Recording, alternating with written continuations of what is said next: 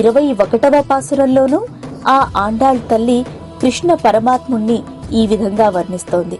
దృఢమైన ప్రమాణాలచే నిరూపించబడిన పరబ్రహ్మ స్వరూపమా, ఆశ్రితులను రక్షించడానికి దృఢమైన ప్రతిజ్ఞ గల మహామహిమ సంపన్నుడా, నీ రూపము వాక్కులకు మనసును గోచరించనిదైనను భక్తులమైన మమ్ములను గ్రహించడం కోసం దివ్య మంగళ విగ్రహం ధరించినవాడా, శత్రువులు నీ పరాక్రమానికి దాసులై వాకిట నిలిచి నీ పాదార విందాలని ఆశ్రయించినట్లు మేము కూడా నిన్ను వదలలేక విడువలేక నీ పాదాలనే స్తుతిస్తున్నాం.